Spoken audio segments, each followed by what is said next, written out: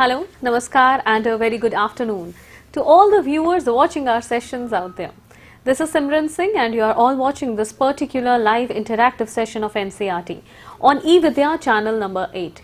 Besides, we have so many different mediums through which you all can connect with us, and simultaneously you can also participate in our live sessions by raising your queries, your questions, your messages and feedback in the comment section of NCERT Official, that is our YouTube channel.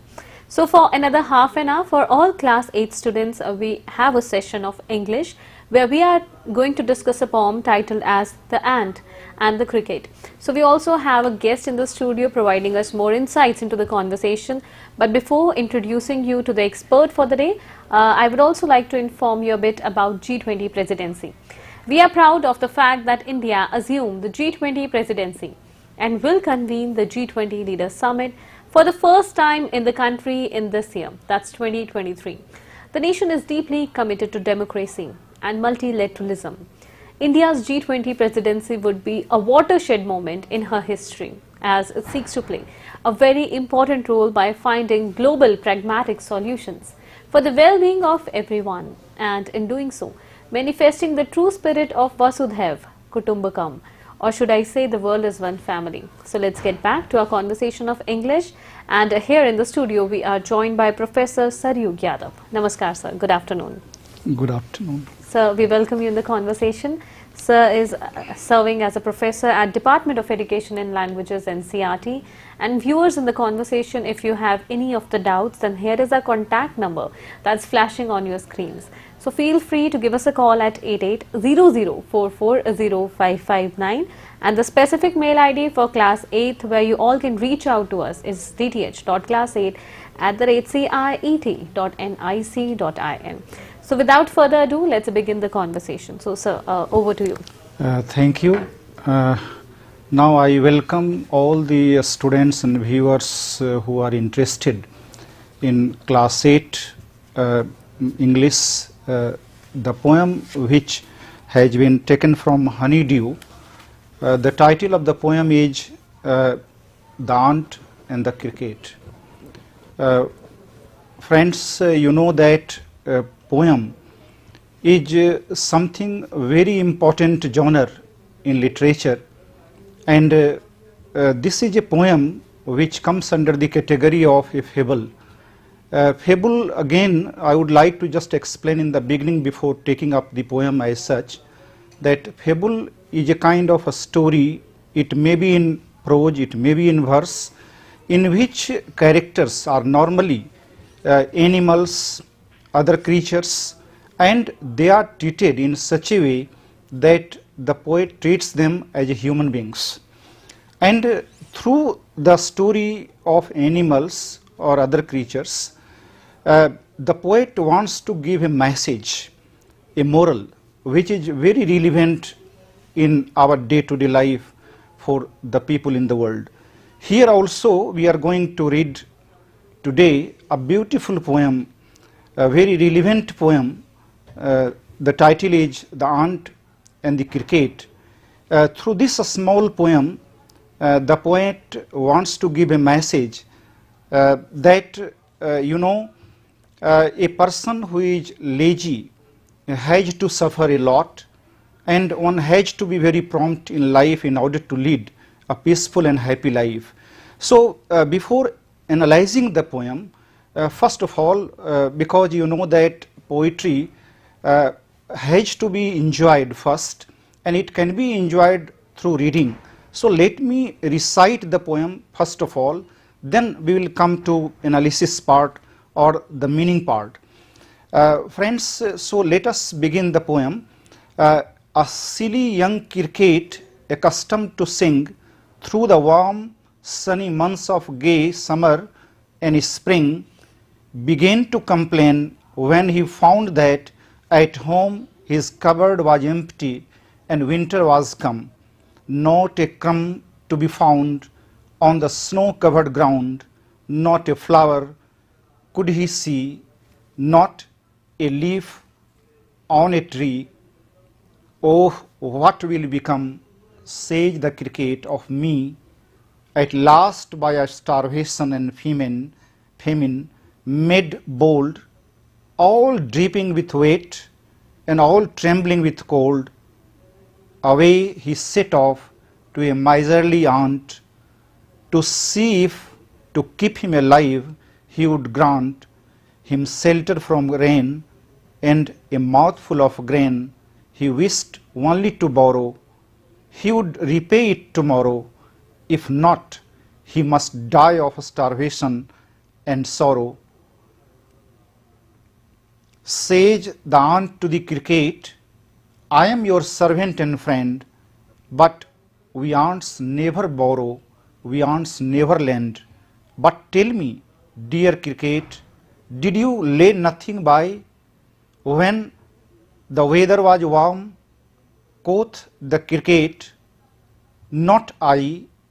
My heart was so light that I sang day and night, for all nature looked gay. Then this is the statement of the aunt. You sang, sir, you say, go then, says the aunt, and dance with winter away. Thus ending, he hastily lifted the wicket, and out of the door turned the poor little cricket. Fox, call this a fable, I will warrant it true. Some crickets have 4 legs and some have 2. So this is, all about the reading of the poem. And, when we read the poem, not only the meaning is important, but the rhyme scheme, the music, the emotion, all comes very vivid when we read out the poem, because musical aspect is very important. So this is the musical arrangement of words in poetry. And now let me just explain now, after reading this poem, because had it been face-to-face mode, normally what happens, the teacher gives it to the reader also to read out. It may be loud reading also by the students, but we have the limitation here. So after this, after reading the poem loudly, when there are some words you must have come across here. There may be some difficult words also. There are some words which are uncommon from the prose. They are called poetic diction, because in poetry the poet takes liberty of using the words at his or her own way to make out the meaning. So now come straight to the meaning of the poem first, because only then we will just come towards the message. So there is a story in this poem that there is a silly young cricket who is used to singing when the weather is very bright, when the springtime. So in heydays, in the time of happiness, when everything is good, he does not bother about the days in future, but suddenly he finds that his cupboard, means his kitchen, is empty, nothing to eat there, because he didn't store anything for him in future time. So he says that began to complain when he found that at home his cupboard was empty, the winter was come. Now winter has come. Winter and spring are the two seasons which stand for, one stand for life, happiness, pleasure, and another stands for death, for misery. So here when winter comes, he found that he has not anything in his home at all, so what to eat? So he is worried now, not a crumb to be found on the snow covered ground, not a flower could he see, not a leaf on a tree. You know that during the winter time our trees become barren, lose all the leaves, so they become leafless, no flowers are there because of the frost, and the season is so unpalatable for even the common creatures. So he is also worried now, and then he thought that what will become, because I would die of a starvation if I don't have anything in my house to eat. So he actually exclaims in sorrow, in grief, that oh, you know that oh is a kind of interjection which manifests sorrow or misery. So oh, what will become of me, says the cricket, that what would be my fate, how I will survive, how I will sustain my life. These are the feelings which come into the mind of the cricket. And he says that because now I have to arrange something for the survival. So he's always away, he set off to a miserly aunt. So he found that there is someone who can help him. So he went to an aunt whom the poet calls miserly, to see if to keep him alive he would grant him shelter from rain, because now the time is not good, so he needs also good shelter to save himself from rain, and he wants also some grain to survive. So he wanted to borrow something. We know that when we are in a scarcity of anything, we just want to have some kind of help from our neighbor or somebody around us. So he went there. We know that begging or to demanding something is a very difficult task, but having no way out, he ultimately goes to the aunt who is miserly although. So he promises that please give me something and I will repay it tomorrow. If not, if you will not provide me some grain, some material, then it will be very difficult for me to survive. So he would die of starvation and sorrow. And then see the response of the aunt to the cricket, because aunt was not in a mood to help the cricket. So he says, I am your servant and friend, but we aunts never borrow, we aunts never lend. Here there is a great philosophy, and the poet is telling that because here every individual has a kind of principle in life. There are some people who are very generous to just borrow or to lend something, but here there is a principle with the aunts, and they declare it that we aunts never borrow, we aunts never lend. But tell me, dear cricket, did you lay nothing by when the weather was warm? Because the aunt wanted to know that what were you doing when the weather was warm, bright and conducive for collecting the things for you. Quoth the cricket. Now see the word quoth. Quoth is old English. It is not used in now in modern age in day-to-day life. Quoth means said. You will find when you will read the Shakespeare's drama, you will or even poetry, there often the poet has used. So quoth means said. This is the past tense of say. This is the kind of use you will come across in poetry also. So now say, not I. Now he explains his condition before the aunt. My heart was so light that I sang day and night, for all nature looked gay. So he describes that everything was so bright and beautiful that I never bothered about collecting the things. And then see the response of the aunt towards the cricket.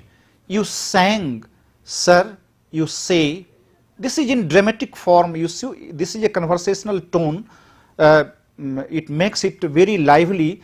You sang, sir, you say. Go then, says the aunt, and dance the winter away. Here dance word is very sarcastic. Dance means not to dance and enjoy in a very fun and frolic way.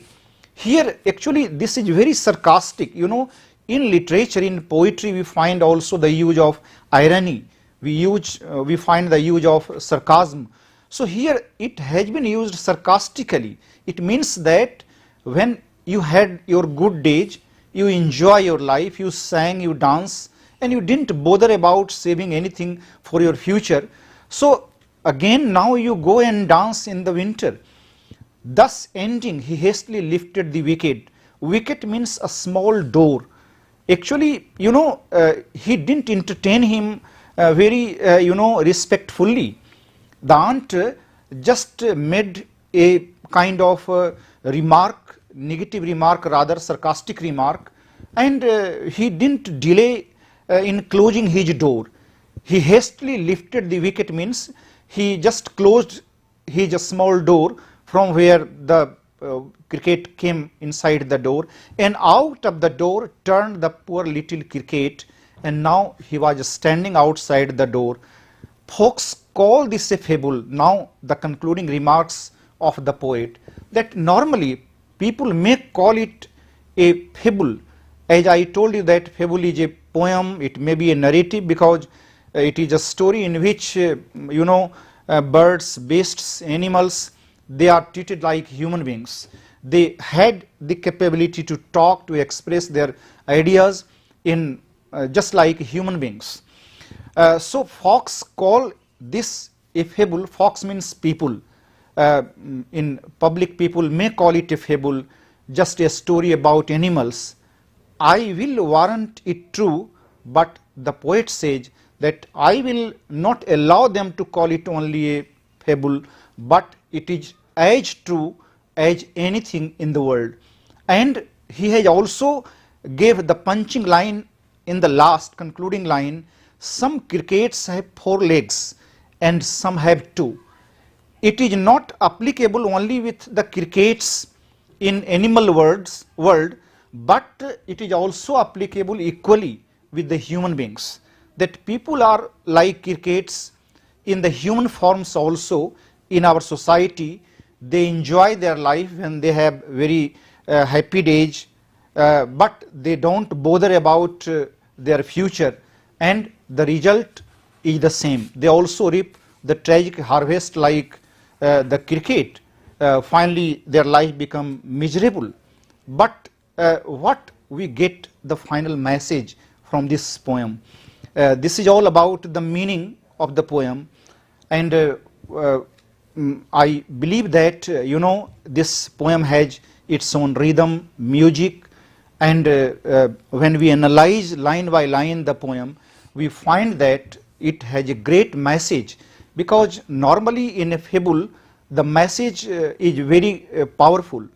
And one line that I would like to correlate with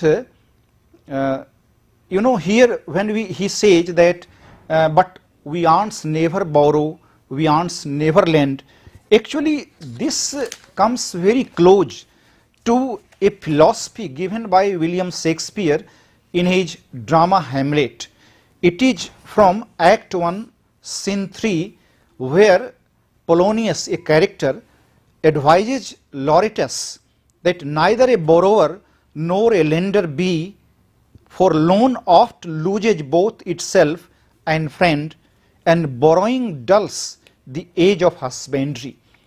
Actually he advises that if you want to lead a happy life, peaceful life, then you need not to borrow, you need not to go for lending also, because it takes away so much pleasure of a normal life of a good person in the society. So a common man may lose a lot of charm, a lot of happiness if you involve yourself in borrowing and lending. So this is something very good coincidence that the principle, the ideology of the aunt is very close to the philosophy given by William Shakespeare in his Hamlet. So this is one thing that I wanted to point out. Another thing is that the message which emerges out of these lines, when we look very carefully and critically, because the meaning in a poem is not only in the lines, meaning is sometimes between the lines and sometimes beyond the lines. This is the beauty of a poem. And when we read the poem very closely and critically, we find that the intention of the poet, the message of the poet is very loud and clear, is that in our day-to-day life we should be very careful about our life. Of course, enjoy your life when you have good days, but never forget your future. If you utilize your present judiciously, then only your future will be bright. But at the same time, you know, aunt is something unsympathetic. It is not actually good behavior with the neighbor. She should have been cooperative. Of course, cricket is also silly, he is foolish, that he does not care. So neither we should be like cricket, nor we should be like aunt. We should have some middle path, so that the life of the human beings in a society may be a smooth and conducive. So this is the final message of this poem that is very relevant, and it is also important that when the poet says that at last that this is not that only you know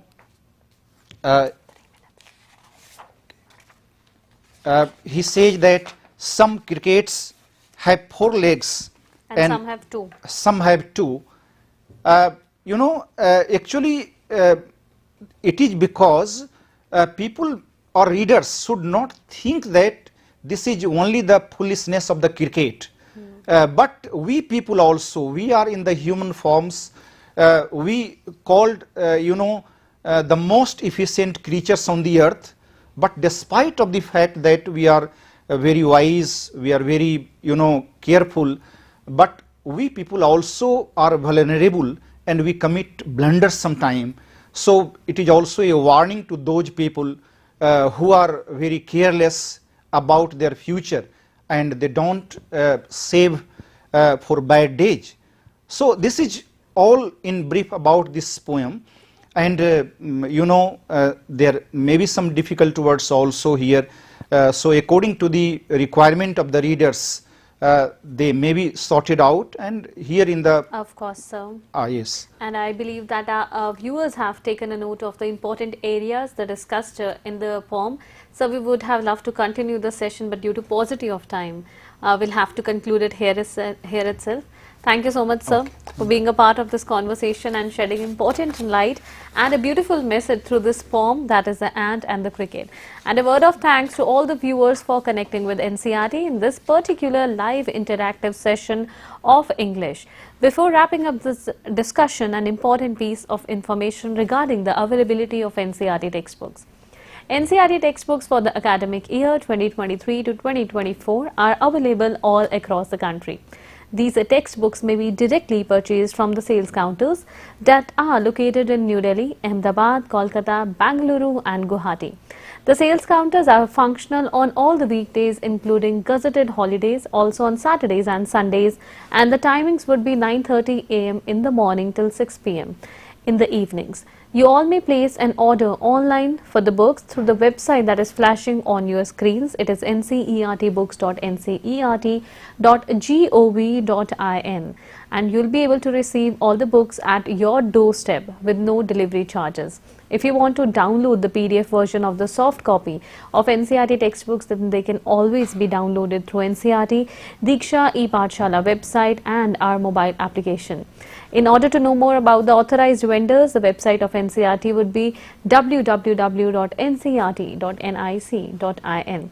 Thank you once again. Keep watching eVidya channels and we'll be right back within few minutes with another session. Namaskar.